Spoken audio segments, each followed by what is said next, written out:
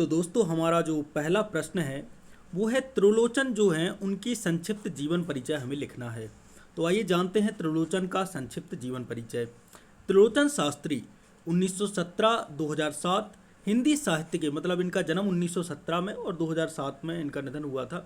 ये हिंदी साहित्य के प्रमुख प्रगतिशील कवि थे। उनका जन्म उत्तर प्रदेश के सुल्तानपुर ज़िले में हुआ था। तो इनका जन्म जो उत्तर प्रदेश का सुल्तानपुर ज़िला है वहाँ पे हुआ था। उनका वास्तविक नाम वासुदेव सिंह था। तो इनका वास्तविक नाम जो था वो वासुदेव सिंह था। उन्होंने संस्कृत, हिंदी और अंग्रेजी का गहन अध्ययन किया और अध्यापन व पत्रकारिता से जुड़े रहे। तो ये अध्यापन और पत्रकारिता से जुड़े रहने वाले भी एक कवि माने जाते हैं। त्रिलोचन की जो कविता है उनका जो आधार है वह जन जीवन है, यानी कि आम जनता का जीवन है। उन्होंने किसान, मजदूर और आम आदमी की जो समस्याएं हैं उनको सरल भाषा में व्यक्त किया। उनकी भाषा जो है वह बोलचाल की सहज और लोकधर्मी है। यहाँ पे लोकधर्मी नहीं है, यहाँ पे लोकधर्मी ना होकर कुछ लोकधर्मी है, लेकिन भाषा जो है वह सहज और यहाँ पे सरल है। वे हिंदी के सानेट यानी कि चतुर्दशपदी को स्थापित करने वाले प्रमुख कवि माने जाते हैं। उनकी प्रमुख कृतियाँ कौन कौन सी हैं? धरती, गुलाब और बुलबुल, ताप के ताए हुए दिन, उस जनपद का कवि हूँ, ये सभी उनकी उल्लेखनीय कृतियाँ हैं। उनकी कविताओं में यथार्थवाद, मानवीय संवेदना और सामाजिक चेतना स्पष्ट दिखाई देती है। उन्होंने साहित्य अकादमी पुरस्कार सहित अनेक सम्मान प्राप्त किए हैं। और जो त्रिलोचन जी हैं उनकी सादगीपूर्ण जीवन और प्रतिबद्ध लेखन के लिए वो जाने जाते हैं।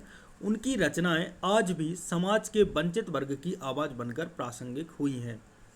तो यहाँ पर हमारा प्रश्न समाप्त होता है। अब हम बात करते हैं आपके प्रश्न पत्र के अथवा के प्रश्न को। ये खा लिखा है, ये खा नहीं है, उसी का अथवा को मैंने खा लिख दिया, ठीक है। धूमिल की काव्यगत विशेषता लिखिए, ये प्रश्न आया था आपके में। तो सुदामा पांडे धूमिल हिंदी के सशक्त समकालीन कवि थे। उनकी जो कविता है उसकी सबसे प्रमुख विशेषता तीखा राजनीतिक और सामाजिक व्यंग है। एक प्रकार से राजनीति और समाज पर तीखा व्यंग कसते हैं।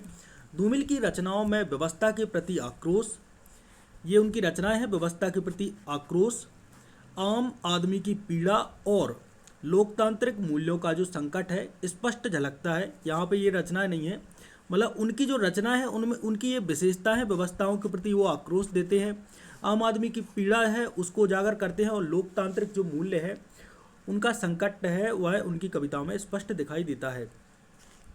उनकी भाषा अत्यंत सीधी, सपाट और बोलचाल की है जिसमें बनावट नहीं है। तो धूमिल जी कभी बनावटी भाषा नहीं बोलते हैं। वे कविता को सत्ता के विरुद्ध हस्तक्षेप मानते हैं। उनकी कविताओं में प्रश्नवाचक शैली और तर्कशीलता प्रमुख है। वे व्यवस्था की जो विसंगतियां हैं उनको उजागर करते हैं और पाठक को सोचने पर मजबूर करते हैं।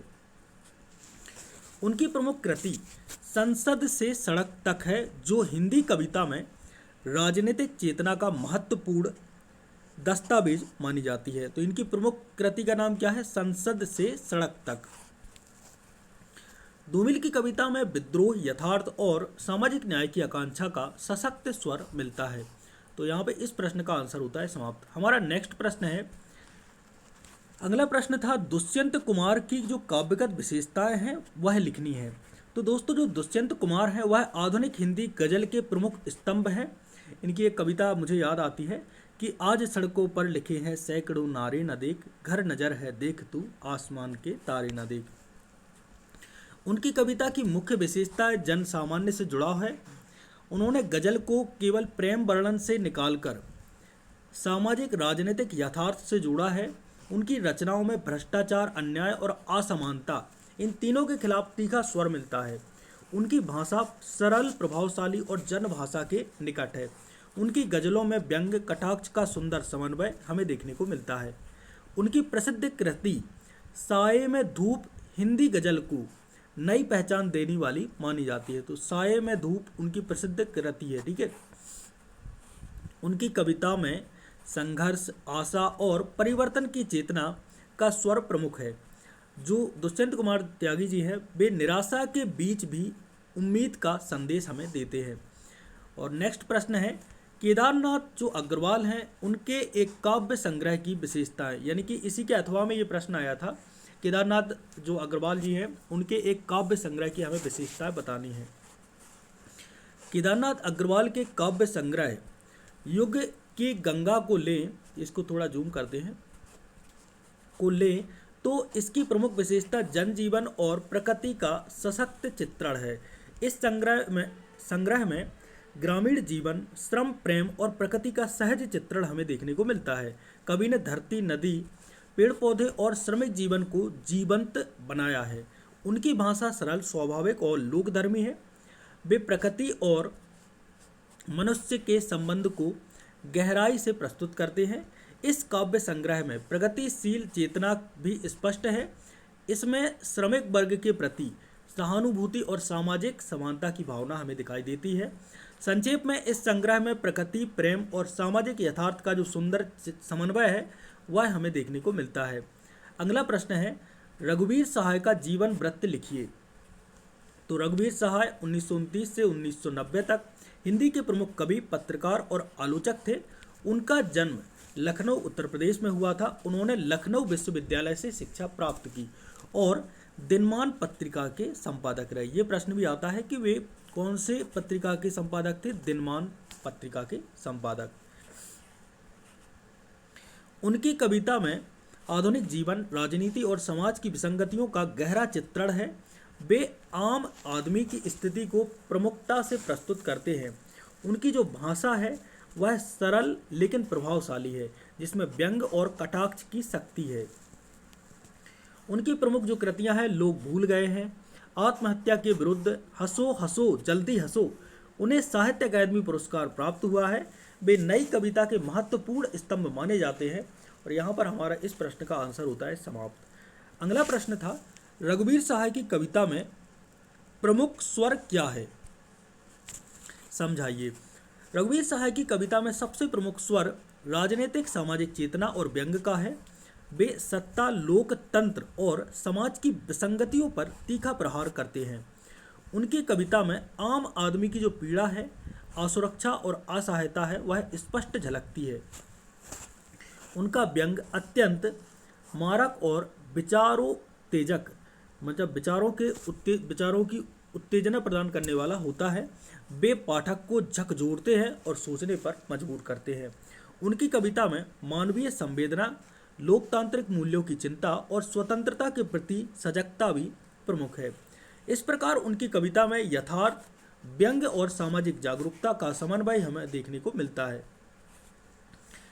अगला प्रश्न है, सर्वेश्वर दयाल सक्सेना का जीवन परिचय लिखिए। तो दोस्तों, जो सर्वेश्वर दयाल सक्सेना है 1927 से 1983 तक हिंदी के प्रसिद्ध कवि, नाटककार और पत्रकार थे। उनका जन्म बस्ती जिला, उत्तर प्रदेश में हुआ था। उन्होंने इलाहाबाद विश्वविद्यालय से शिक्षा प्राप्त की और आकाशवाणी तथा पत्रकारिता से जुड़े थे। उनकी कविता में मानवीय संवेदना, सामाजिक सरोकार और सरलता का सुंदर समन्वय हमें देखने को मिलता है। उनकी प्रमुख कृतियाँ जो है वह है खूंटियों पर टंगे लोग, जंगल का दर्द, उड़े हुए रंग। ये उनकी कुछ प्रमुख कृतियाँ हैं। वे नई कविता आंदोलन के प्रमुख रचनाकारों में गिने जाते हैं। अगला प्रश्न है, प्रगतिवादी किन्हीं दो कवियों की काव्यगत विशेषताएं लिखिए। तो पहले प्रगतिवादी कवि हैं नागार्जुन। उनकी कविता में जनजीवन, किसान और मजदूर वर्ग की समस्याएं प्रमुख हैं। भाषा सरल और व्यंग्यपूर्ण है। और यहाँ पे दोनों विशेषताएं समाप्त होती हैं। दूसरे हैं त्रिलोचन। उनकी कविता में लोकजीवन, यथार्थ और मानवीय संवेदना का सशक्त चित्रण हमें देखने को मिलता है। दोनों कवियों की जो कविता है उसमें सामाजिक चेतना, यथार्थवाद और जनपक्षधरता ये प्रमुख है। अगला प्रश्न है, प्रयोगवादी काव्य के उद्देश्य को लिखिए। तो प्रयोगवाद का उद्देश्य परंपरागत काव्य शैली से हटकर नई अभिव्यक्ति को विकसित करना था। इसमें व्यक्तिगत अनुभव, मनोवैज्ञानिक गहराई और आधुनिक जीवन की जटिलताओं को व्यक्त किया गया है। कवियों ने नए प्रतीक, बिंब और भाषा का प्रयोग किया है तथा छंद मुक्त कविता को अपनाया है। यह धारा हिंदी कविता को आधुनिक बनाने में बहुत ही महत्वपूर्ण रही है, प्रयोगवाद। अगला प्रश्न है, गीत फरोश की साहित्यिक विशेषताएं लिखिए। तो गीत फरोश जो लिखा है ये भवानी प्रसाद मिश्र ने लिखा है।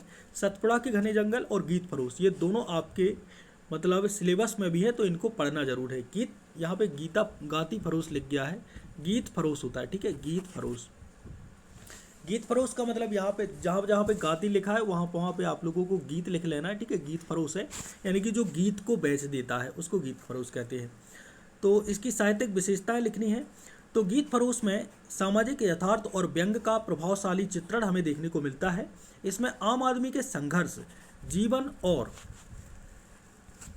आम आदमी का जो संघर्ष है और जीवन की विडंबनाएं और समाज की असमानता है उसको उजागर किया है। भाषा सरल और प्रभावशाली है। रचना में व्यंग और करुणा का संतुलन है। यह कृति सामाजिक चेतना को जागृत करती है और पाठक को सोचने पर मजबूर करती है। तो यहाँ पर हमारे सभी प्रश्नों का जो कि आपके लघु उत्तरीय प्रश्नों में आए थे उनके सभी प्रश्नों का आंसर होता है समाप्त। आई होप दोस्तों, यहाँ पे मतलब मैं क्या ही बताऊँ। चलो ठीक है, यहाँ पे अब अपन क्या करते हैं, नेक्स्ट अपन बात करेंगे दीर्घ उत्तरीय प्रश्नों की, ठीक है।